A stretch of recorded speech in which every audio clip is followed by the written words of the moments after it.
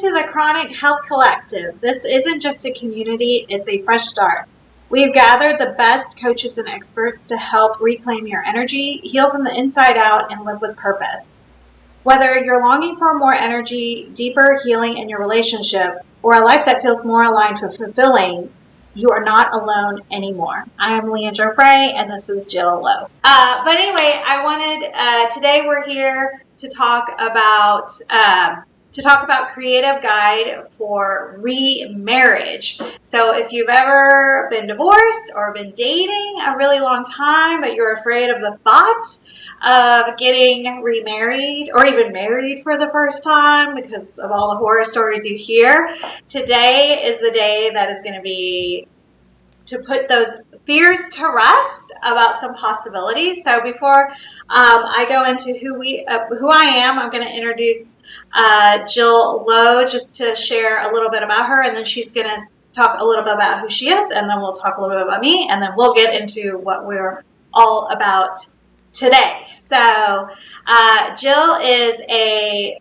collaborative divorce attorney, and she lives in Texas here with kind of close by me, but we're about 20 minutes away.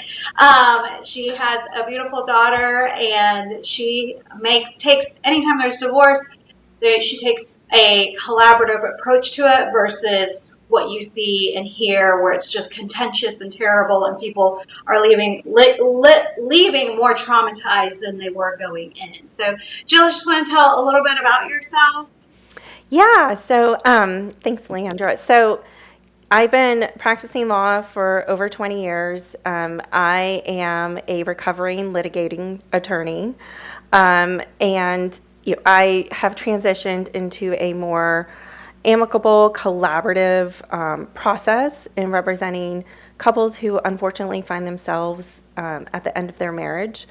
And so, I do this for not only, I am a child of divorced parents, so I witnessed firsthand how that divorce affected my family, but I also am a breast cancer survivor, so having litigating and in and out of the courtroom really affected my own personal relationships and health.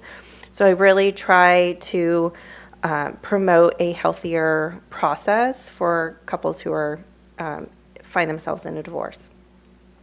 I love that. And I didn't even know that little bit of background about your childhood. So that makes sense why you have such a soft approach to the whole process. Yeah. So a little bit about me. Most of y'all have seen me throughout the show, but I'm a life and dating coach, and I have gone through the divorce process myself. It's been almost 2 decades, right? I'm almost there. But I have since remarried, and I'm in a happy marriage. But because of having been divorced, single, engaged, then dating again, and then married, I have gone and seen it all. And I do want to say that there is love after heartbreak, but there is a process in which to not recover too fast when you are dating after a breakup. And so, because we're not always we're not always being wise, right, when we're in the throes of a broken heart. And so that's a lot of what was happening with me. And so I caution people not to go into marriage too fast, but they'll tell me, but we're in love and we're going through the same thing. And I mean, isn't it meant to be? I mean, we've both been divorced before. We have kids at the same age. It should work. And I'm like, no, we got to go through a process. So I'm glad so I help steer people away from those rebound marriages. I'm sure Jill has seen before. Yes, I have. Yeah. And then I help steer a lot of people that have been divorced and then they just stay single, especially women, for a very long time, just because the thought of going through something traumatizing again, they don't want to do it and they want to protect their assets. So that's a lot of what we'll be talking about today. How to take the fear out. So what do you think keeps people from committing to marriage? Jill, what do you think about that? I think there's a few things. I have seen fear Individuals who are coming out of a divorce, maybe it was a very healthy marriage or a healthy divorce altogether, and there's some scar there. And so it's kind of overcoming the fear of it happening again. Yeah, yeah. That's a lot. And people tend to use their past as their teacher, right? And Yep. they forget that life is about new experiences, new people, new perspective, and they just stay in the past and then they think they're just going to remarry the same person again. Yeah. Yeah. So I can see that. And so one of the things I see that keep people you have both clients. My clients are women, so you get to talk to both male and female. But I know that a couple of things that hold people back is being in control, right? So the idea of getting married again or married, right? I have a bunch of women that have not ever been remarried that I work with because they either just were in their career or we have single moms that now their kids are grown and they're like, oh, I'm ready to go back out into the world again. But then they're like, wait, that means there's another person that is going to enter into my life that I have no control over. So I see being in control. Have you seen that where a woman just wants to stay in control, or even a man, and just the idea of coming into getting married again just sends them the other way? It's one of those things of control over like their assets, their income, their, again, fear sometimes can drive that control of fearing that someone's going to come and take it all. And so, yeah, there's some level of that control of letting go of that. And also just they've established routines. It's comfortable. So when you bring somebody else into the picture, especially when you have children, it kind of feels like it's disrupting this kind of place that they're all in, does that make sense? Yeah, it makes perfect sense. The disruption, it's a lot of times, yeah, when you talk about children, it's easier when it's just me and my son or daughter versus my son and daughter and then someone else. And so, that disrupts a lot of routine, disrupts a lot of, all of a sudden we have to add a third person to, to our repertoire. Is it going to cause mayhem or is it going to cause good things? And, it depends. I mean, we hear all the horror stories of stepfathers, stepmoms, right? But then we forget that we do see other great stories of, I know plenty of people, women that were walked by their stepdads down the aisle, right? So we also have those stories, but people tend to forget that it's actually taking place. Yeah. And there's a lot of people that I know who have blended families where the children, everyone has children from their first marriage or second marriage, but they've all have blended together and kind of redefined what their family looks like in this second or third marriage. Yeah, I think that is, it's more common than we think, but I don't know. Do you know any stats on successful? We always hear the stats of first marriage has gone wrong and second marriage has gone wrong, but I'm sorry, I'm putting you on the spot. Do you have any stats for successful, like when a second marriage? So I wonder. I don't know percentages, but I do know overall that in my industry, it has been said that there is a higher failure rate for second marriages. So. Oh yeah, I have heard that too. So, but we got to get okay. No, but it's just that's the statistic that has been said. Yeah. So. Well, I understand that. And I know things have, and I think we'll get to it in a little bit. But about silver divorce, right? We'll get there in a second. But was about to say gray divorce, but a couple of things that I wanted to talk about. What other things hold us back is we talked about being in control, and then being right. So sometimes being right is what caused our need to be right. Would probably contributed to the divorce, but also learning to, again, let go of that control piece, right? Because we want to stay in our lane and stay safe, right? It's a product of fear and pride, right? We just want to stay where everything is. We want to, be right because, what if we start dating a guy or marry again and then we find out, oh my gosh, I made a mistake. I shouldn't have been married again. It's going to be the end. And then we don't even think about that, so we don't even try. So we'd rather just stay put. So I know that is also what keeps a lot of people stay in place from even thinking about marriage.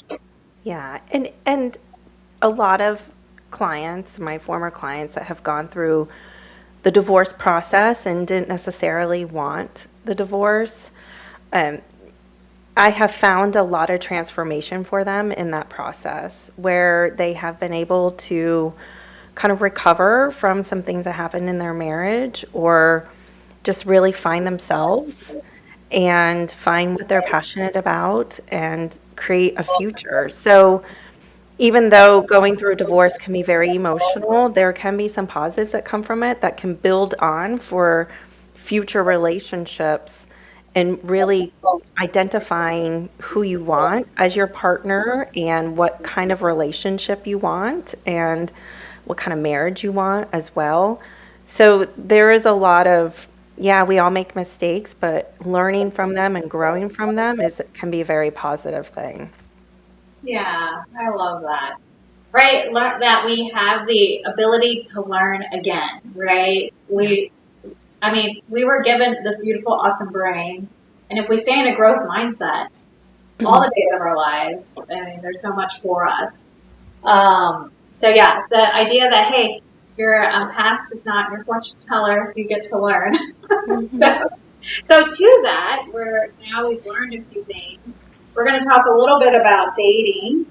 So then by the time we get to talking about marriage, then we can, Jill's going to give us some ideas for what that actually looks like, how to prepare. So we're going to give you two good things to talk about: how to date with success and how to get married with the right tools, whether it's your first marriage or second marriage. So a couple of things, and then Jill, just chime in because you've seen it all, especially about values. So one of the things I always talk to women about when they're dating and they're going back out there is learning to know what their values are, right? And so what do they value in their life? Is it being healthy? Is it family? Right, their time with their family? Is it travel? Is it financial stability? And the biggest thing I talk about is knowing your non-negotiables. And a lot of people think, oh, that means red flags. And so that's not necessarily red flags. It's talking about you might be at a station of life. You might be already done raising your kids. And then you meet a great guy who has a 10-year-old. Right? And you have kids in our college, so the non-negotiable might be, I don't date anyone with any kids that are not in high school, right? But a lot of people don't know that going ahead of time, and so that they get in these relationships where they think they'll make it work, and then resentment grows. Or they're like, I didn't want to be going to soccer games at this age again. I've already done that, right? And so you want to know ahead of time. So those are examples of non-negotiables, and then the other thing, there is such thing as listening to, watching for red flags, and that is listening to your intuition or your family. We had a good conversation about this, Jill, if you remember, just about listening. Sometimes we're like, when we're young, we're like, don't listen to our family. It's us, love, just the two of us. And then sometimes like there's actually good things. But what have you learned or noticed when your clients have listened to their intuition? Yeah, I mean, a lot of times when I meet with potential new clients or my clients and I, get their history of their relationship, a lot of times I will notice that there were red flags in the early stages of their relationship before they were even engaged. But everyone in some of those instances just ignored them. Thought that the person would change, thought that they could change the person, thought that they would just mature out of these red flags, whether it was partying or drinking or whatever it might be. And so that kind of also goes to values. That I've noticed that there's a lot of times there's not an alignment of values. So having those conversations early in the relationship when they're dating is so valuable, valuable because because it really is a basis for your future, for your marriage, for your relationship. And so if you're not aligned, that could be a red flag. And I always tell people it's okay. It's okay. It's better to end it early on than to just keep moving forward expecting that things could change and then they don't, and then here we are 10 years later and you're going back to these values and these red flags and the intuition of my mom told me not to marry this person, but I ignored her and I did it. So it's definitely everything that you've touched on, I've seen. Awesome. Well, we'll talk more when we get back. We have a break coming up, so we will be back to expound more of listening to your intuition. Is your skin aging, dry, tired, and dull? Are you putting on more and more makeup to cover the fine lines and flaws? Now you don't have to. Coolness Skincare, developed by a middle-aged woman just like you. 2 years in formulating, pearlescent face and eye serum cream with Schisandra berries and dragon's blood extract for your face, eye, and neck. And the vegan version, Deep Love Face Cream, featuring powerful blue tansy. This face cream is everything you are looking for. Feel your beauty. Visit coolness.com or scan the QR code for more information. Hi, I am Leandra Frey. I am a life and dating coach. I help women that have gone through a divorce, widowhood, or if it's been a long time since they've been in a relationship, I help them get back on their feet, gain courage and confidence to get back into the dating world and find the love of their lives in 6 months or less. The reason I do this is having been divorced myself, I have been out in the world, the dating world, what I would call the gauntlet. And it can be hard when you've come off a divorce or you've come off a long time breakup and you find yourself starting and stopping, starting and stopping. And sometimes you stop and many years can go by. And so what I'm here to do and help you is to help you along the way so that you don't give up on yourself and that we learn to create resilience in your dating so that you can keep going and not waste 5, 7, 12 years of your life thinking there's no one out there for you. There are many people out there for you. There is someone looking for you today. So that is why I do what I do, because I love bringing people together because we are all created for love and connection.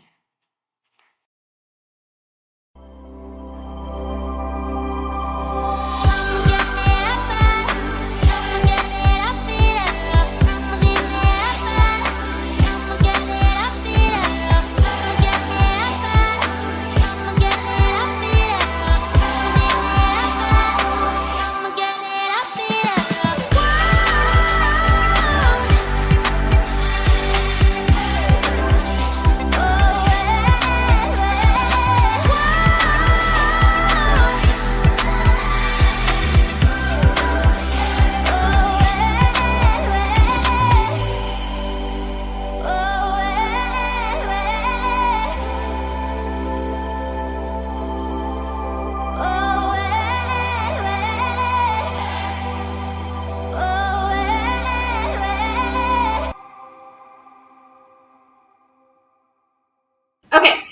what we were talking about was listening to your intuition and also our family, because our family knows us. Now, some of us probably didn't grow with people that gave us great advice as families, but for the most part, when we think about when we were younger, our dads had a lot to say of like, did the guys that we were dating have good intentions? I don't know if they still do that anymore, but it's still an important process, and we kind of forget about that when we become an adult, especially an older adult. But one of the things that I wanted to talk about in regards to dating, and you kind of touched on it as well, Jill, is just about having boundaries. A lot of people, a lot of women, either if they come from a marriage where they just were completely compliant, they kind of stick into that control where they just are afraid to go into a new relationship again because they're afraid that they're going to give all their power away. And so there is a process where they probably need to work through that so that they don't do that. But also it's just learning to define your boundaries and upholding them, right? So that's whether, giving money, or I always say on the first few dates, don't have anyone at your house. Don't have them pick you up. Like, meet them at the place, right? Meet them at their, the coffee. If you're dating for a blended family, take your time to introduce the significant others or even grandkids, because we have people that have grandkids, so it's kids. It might be a long time. So I have a client right now. She didn't meet the kids, grown kids. We're talking about adult kids now. probably 6 months into their dating. So, and then later there was grandkids that were involved. So just have a protocol ready for that, because sometimes emotionally people are not ready for that.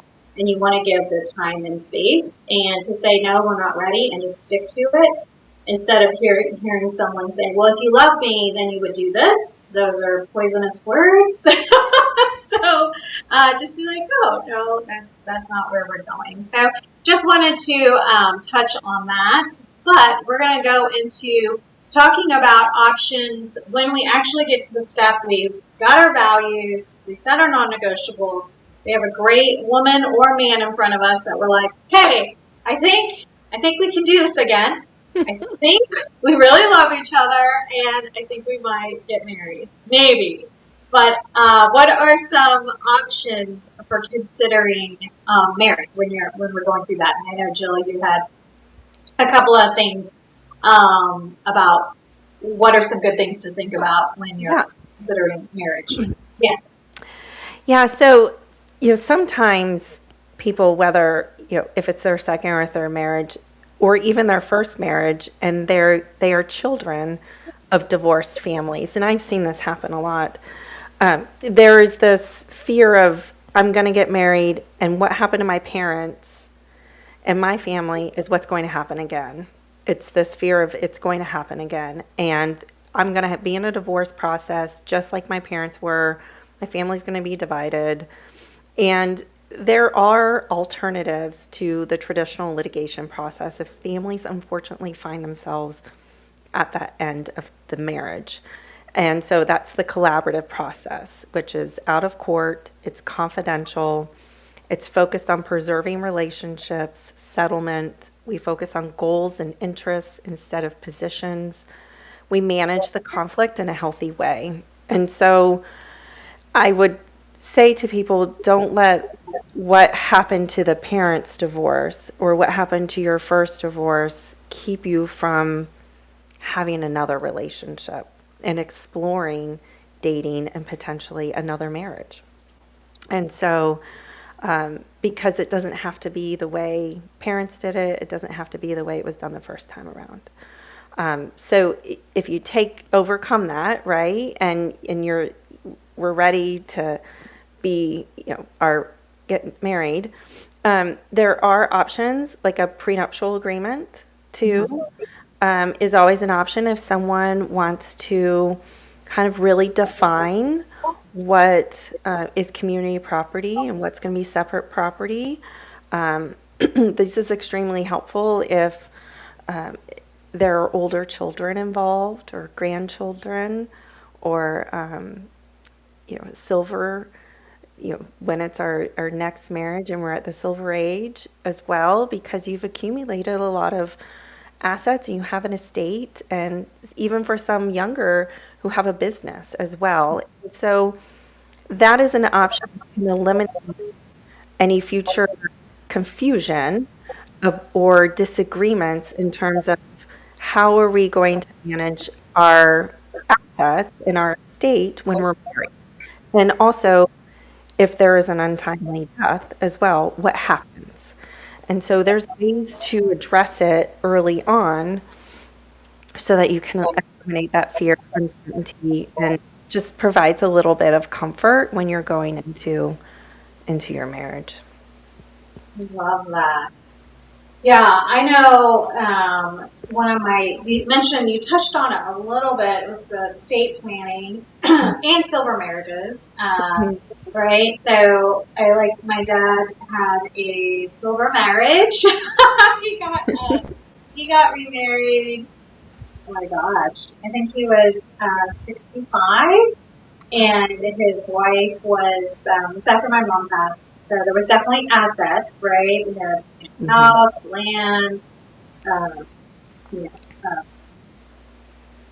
was some accounts. I mean, he was a retired school teacher and pastor, so we're not even talking. Everyone thinks trust that it's like you're going to be millionaires, and no, right. He was a retired school teacher, had a couple, pension, lived a humble life, but he still had assets coming into their marriage, right? This remarriage that he was doing, and I was so grateful that he did a trust for when he passed away. They were only married for 10 years, him and his wife. She's lovely, but she also came from, then it was bringing 6 kids, lots of grandkids. I mean, it was a great time when they were married and when my dad was alive. There was 10 grandkids running around. It was a blast, but it was such a gift and such a sense of peace that there was a set place for the estate, right? For that she was taken care of, we were taken care of, versus if you live in the state of Texas, or I think anywhere, if you don't have a will or a trust, then it goes to the state, right? They get to make the decision. So that's just my plug for taking care of that on that end. We have another person that does that. That is great. Her name is Jeannie Jenkins. Yeah, really teaches how to take care of your family during that time. But it really takes out that guessing, and there's so much love, when that time comes, and it's a collaborative decisions, right? Going into estate planning. And I love the prenup agreement. Do you ever find resistance with some of your clients when someone's requesting a prenup and the other person doesn't want to do it? I haven't really experienced that. I'm sure other attorneys have, but it's always best to have those conversations early on, instead of waiting until the last minute and putting it off. So if that's something someone wants done, talk about it early on so then everyone can be on the same page in terms of, are we going to do it? What does it look like? That sort of thing. Yeah. And especially for remarriage, the clients I work with, most of them are over in their 40s, 50s, and 60s.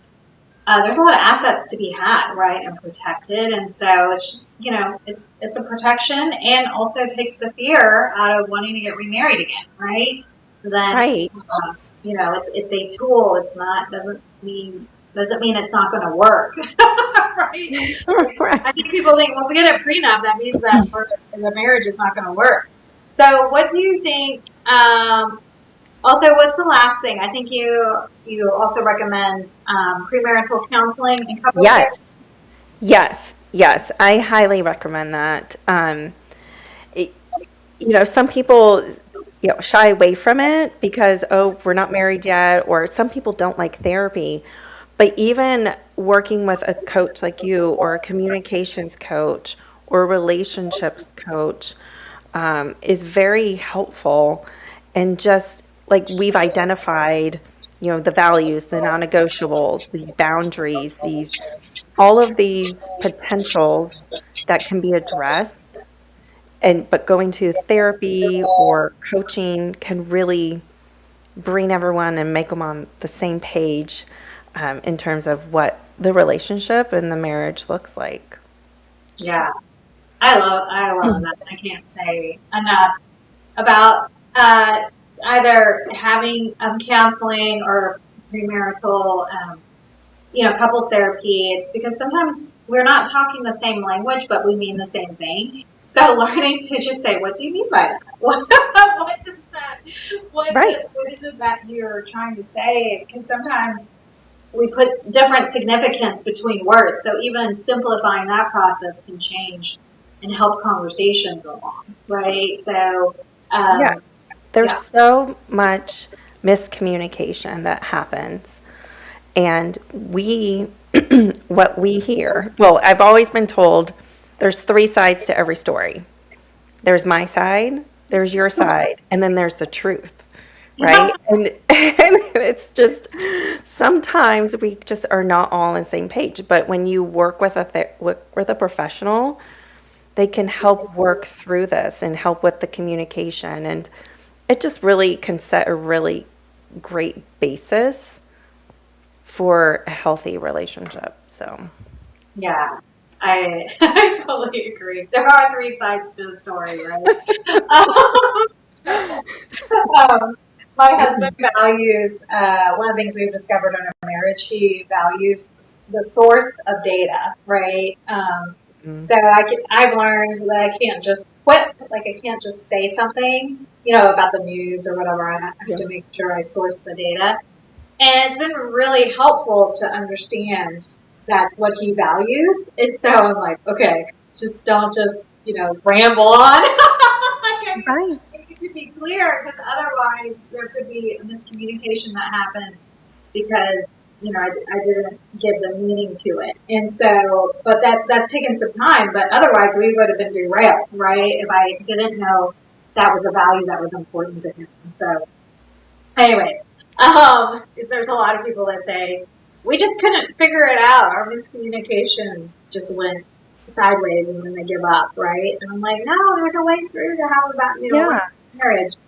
And even in the collaborative divorce process that I am mostly work in, sometimes if the clients choose, we can have a neutral mental health professional who does not diagnose or treat, but just works with the communication, especially when there's children, grandchildren, adult children involved, because you're constantly going to have to continue communicating with one another after the end. So setting those good communication skills early on can just be really helpful and successful. Yeah. Yeah. And also checking in with each other, right? Sometimes people think that, yes, you start on the same page, premarital counseling, but it's those constant check-ins throughout the relationship, right? Even through our marriage, just like, how'd that land with you? Or this is the impact that, I'm not sure if you're aware, but when you did this, this is the impact it had. Not you did this. This is the impact that it had. What do you think? Did you notice? But just checking in with each other, because we get so busy in our life, right? And then checking in with your kids, right? When you're starting to date or, even if you get married, like, hey, how's it going? What do you think? What can we do differently? What can he do differently or she do differently? And make it a safe space. There's so much.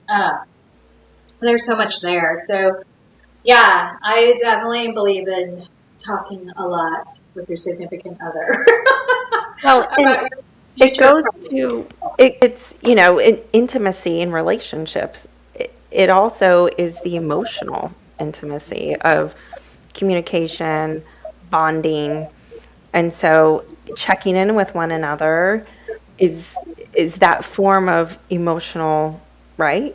Yeah. Attachment. So, and that is necessary for us to have our healthy relationships. So, I know. I love that. This is, we do collaborative divorce, and at the end of the day, we are advocate. You are an advocate for healthy relationships, right? Well, it is. I mean, succeed. it's never. I don't enjoy when someone comes into my office and the marriage is ending. It's sad. Yeah. In some situations, it is.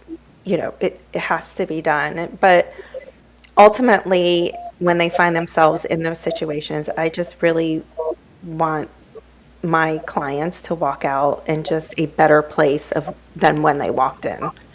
And same with their relationships, whether it's with their children or their former spouse. It's we all want everyone to be healthy. So yeah, I agree with that. With that, we are up for our next break, and we'll talk more when we get back. Everything we're made of contains light. From the sun that feeds our world to the energy that flows within us. With LifeWave X39, we've found a way to put that light to work. With X39, we achieved something remarkable in the field of wellness and science that others could not. By utilizing LifeWave's unique patented technology, X39 uses light to elevate GHK-Cu, a copper peptide known to support overall health and wellness. Unlike traditional light therapy, X39 uses the body's own infrared light to naturally increase vitality. By gently stimulating the skin with light, our non-invasive, non-transdermal X39 patches help you conquer your active lifestyle and pave a new way to vibrant health. Becoming a powerhouse is easier than you think. It all starts with your body and a little help from light. Place one LifeWave X39 patch on the body. Apply the patch to clean, dry skin in the morning. Patches may be worn for up to 12 hours before discarding. Keep well hydrated while using this product. Harness your natural potential. Reclaim youthful energy. Live long, live well, live young with LifeWave X39. Be the light. LifeWave.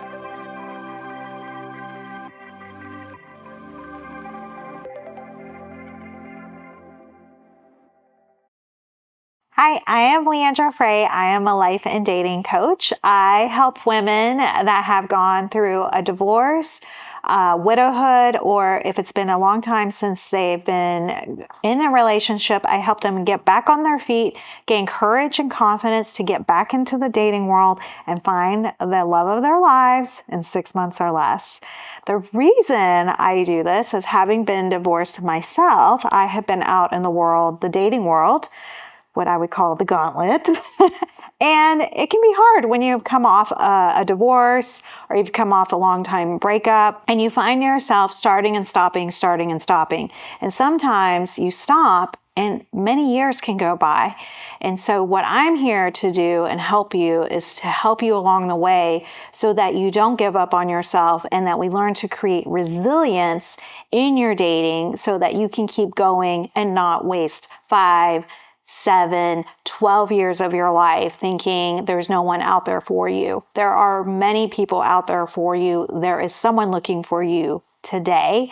So that is why I do what I do, because I love bringing people together because we are all created for love and connection. Is your skin aging, dry, tired, and dull? Are you putting on more and more makeup to cover the fine lines and flaws? Now you don't have to. Coolness Skincare, developed by a middle-aged woman just like you. 2 years in formulating pearlescent face and eye serum cream with Schisandra berries and dragon's blood extract for your face, eye, and neck. And the vegan version, Deep Love Face Cream, featuring powerful blue tansy. This face cream is everything you are looking for. Feel your beauty.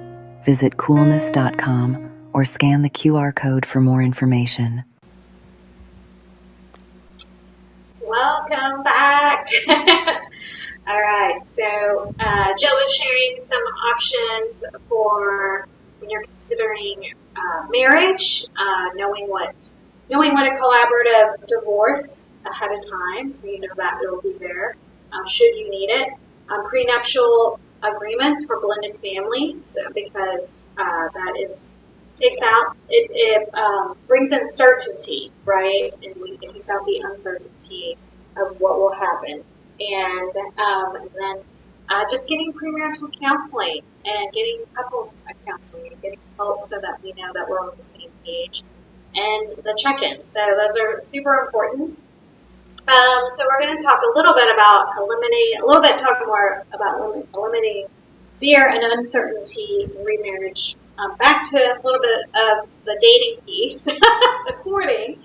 So I wanted to just say, most people ask me, or hope, right? This is that when I went through my divorce, my hope was, I don't want to date again. I only want to meet one person, and then that's it, right? And then we fall in love, and I don't have to deal with the shenanigans. Okay, so that would be great, but that's not real life. Some of us have that, but that's not the norm.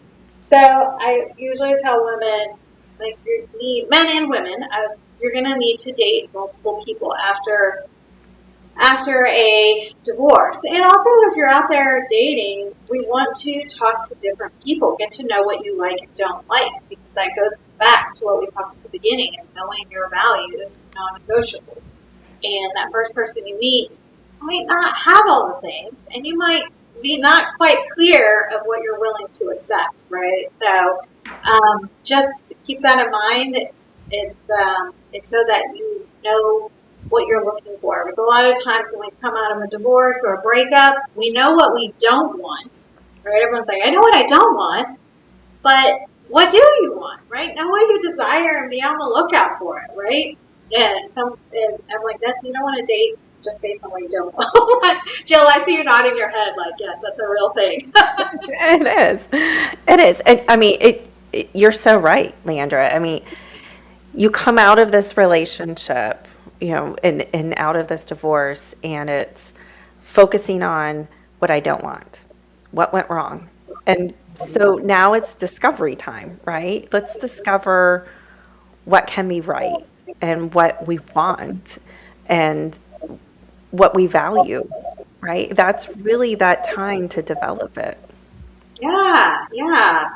That's one of the things my dad would always say. Even when we would get engaged or there's an engagement, he's like, you're still getting to know this person. You're still learning who they are. And so, yeah, you're still discovering who you are, because if you were married for 25 years, right, and I have people that were married for 25 years, or even they were a widow after 30 yeurs, yes, you're still the same person, right? You're at the heart of who you are, but you have evolved since you were 21 or 27 or however old. You are an evolved being, right? Some people have had kids. There's this new movie, it came out this past year called Eternity. I don't know if you've heard of it, but it's one of the top 25 movies to watch in 2025. But it's about this lady who, it's about the afterlife, where she meets her husband that was 25 when he passed away, and then sees her husband that she was married to for 67 years. And just watching the whole process of like the longing to be with the person when she was 25 versus when she was grown up, it's because so much life had happened, right? And you need to take that into account. Especially if they're going through a silver divorce or a widow, and you're different than you were in your 20s versus 30s. Still the same part, right? We still have the same part. They're still saying, "Oh, you are," as I remember you, but you've evolved, right? So with that, you gotta go find a person that is more likely who you are today than you were 10 years ago. Yeah, I am not the same person I was at 20 or 21. I mean, here I am 48 now, and it's, life's situations, life events change us, and not change us, but they mold us, and you develop and you transform, and just as you mature and you grow and you learn your priorities, you learn your boundaries, you learn your values. I mean, what I valued at 21 is not what I value today. Oh, 100%. Yeah, I totally agree with that. And, I think it's kind of just I think you hit on it. Sometimes, like our circumstances, if we've experienced loss, right? Whether it's loss of job or loss of someone close to us, that changes who we are and also what we value. Mm-hmm. And that's so true. So after you date multiple people and then you find someone that values that don't value the same thing and you made it through your non-negotiables, then we narrow it down and date for one. Date a person for 4 seasons. So they say 4 seasons. Everyone's like a year, 365 days. I'm like somewhere around 4 seasons, right? Give or take. And the reason for that, it's so funny when I tell people this, they're like, is it just a year? I'm like, no, if you've ever seen Fever Pitch, and if you've never seen it, add it to your romantic comedy list. But it's literally about dating people through what they're involved in, right? So I had a widow that started dating someone in the winter, and then in the summer, the guy was completely different, right? He was golfing all the time, he was traveling all the time, and then she went to the wayside, which is not a problem, but he didn't know how to adjust to expand his life to include her. But it was really funny. I was like, well, that could not be a problem. Maybe you go do other things during the summer too. But we want to see all sides because people are different, right? Mm-hmm. And sometimes it might be a season of life that they're going through, right? Not just sort of the 4 seasons of the year, but it all shows up how the way people are different throughout the year, and it's really interesting once you put that into play. So that's one of my big things that I tell people, and when they come to me later and say, "My gosh, I'm glad you told me that." And some people, obviously people make it through the 4 seasons, but they're like, yeah, you can see 4, not distinct personalities, but what people value throughout the year, right? It's like dating a school teacher. It's like you get them for 9 months, they're like solid routine, eating well, going to bed early, and then like the summer comes, it's like it's different, right? So, also probably moms with their kids. And one thing I tell people, and I don't know if you tell this to your people that have just finalized their divorces, I usually say wait for a year until the final date of the divorce is finalized. Not when you sign the papers and you're waiting for the court to finalize, or we're sleeping in separate rooms, or I feel like I've been, we've been separate I feel like we've been roommates for 2 years. I hear that a lot. They'll be like, well, we've been sleeping in separate beds. Why can't I date? And I'm like, oh my gosh, there's so many implications here. So I usually say, hey, make sure the ink has been dry for a year before you go out into the dating room, because it is a shift in the emotional, it's a shift in the spirit, it's a shift financially, just to go through that process. What do you think about that, Jill? Yeah, I think that is very good advice. Interesting, sometimes I've had conversations with my clients as we're wrapping up the divorce, and it's, I'm never getting married again, I'm never doing this again. And then I'll say to them, call me in a year, call me in 2 years. And sure enough, I'll talk to them a year and a half, 2 years later, and they're either dating or engaged or remarried. And so, there is that, that is a very good kind of pinpoint, because you go through so much when you go through a divorce, right? It's very emotional. Even if you wanted it. It is definitely, there's a lot that you have to untangle. And sometimes just having like a decompress, like let's just kind of be still and get back to who we are, can be very valuable going forward, not only just in future relationships, but with your children and with your own self as well. So, but it is funny, I always tell them, I'll talk to you in a year, and we'll see where you are in a year. I love that. Well, I'm glad that it shows up that a year that they recover. So that's That's good. Yeah. They got on their way to doing Rebound. Yeah. So, but yeah, because I've had clients where they are dating someone that is still married, and there's so much implication from that. So it's just a way to protect them, but also protect yourself. Your heart's not ready, until that is, finalized. We want to clean things up so that you can take your time, your period of rest that you said, and being still from all the turmoil that you just went through, right? We needed a period of peace, and that's really important. And then it goes to the discovery phase that you've been talking about, right? Then we get to discover what we like and what we want in our new phase in life. And then the other thing that we wanted to mention is that ask good questions when you're dating, right? Don't be afraid to ask good questions about what someone values, and don't be afraid to ask a question, right? A lot of times everything's so great, going so well, we don't have to disturb the peace, and we're missing out, right? But Leandra, isn't that a red flag in and of itself? Like if you can't have an authentic conversation or ask that question that means something to you, isn't that a red flag of maybe we need to be cautious here? Yeah, it could be. Yeah. Well, if you're afraid to ask the question out of fear, but sometimes it could be you're afraid to ask the question because you don't want to know, right? So we want it. It could be ask yourself, like, why am I afraid to ask this question, right? Like someone was dating someone just recently where their young kids, were in another country. Well, she wanted to ask, why are you with your kids? But then she was like, well, I still want to keep going on the date. And I'm like, we need to ask that question, right? I mean, that's a value that's important to you. So those are some things to think about. So to tie all this up, because this has been awesome. I love talking to you. I know, we could talk forever. I know, you and I, right? We have so many thoughts and ideas. So we know when you're going in for to think about remarrying or even marrying again at the same time is know your values and non-negotiables.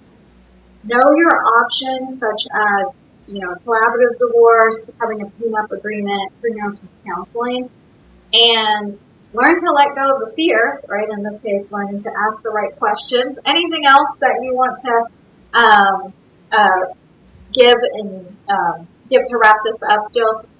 I think it's just an underlying theme is just to be hopeful, right? Just be hopeful that there is somebody out there for you who's your perfect match, and be hopeful that this next relationship is going to it's going to be great.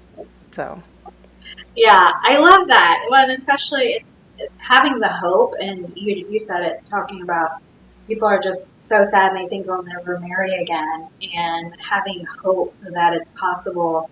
If I didn't have hope and prayer, I don't know where I would be. Other people believed for me too, but I was like, please God, just help me, right? And but yeah, just having that hope is so important. But this has been so great. It's been really enjoyable talking about this and learning that divorce does not have to be so scary should you go through it. And I'm evidence of love being on the other side of it. So great to have y'all. If today's episode spoke to you, don't do it alone. Book your free consult with one of our expert coaches at the Chronic Health Collective. For personalized support, subscribe to our monthly magazine for expert tips from 11 coaches to elevate your health, mindset, and relationships. And catch us live every Tuesday at 7 p.m. Central, and watch past episodes at E360 TV or YouTube.com at Chronic Health Collective. Thanks for tuning in. Your transformation starts now. We'll see you next week.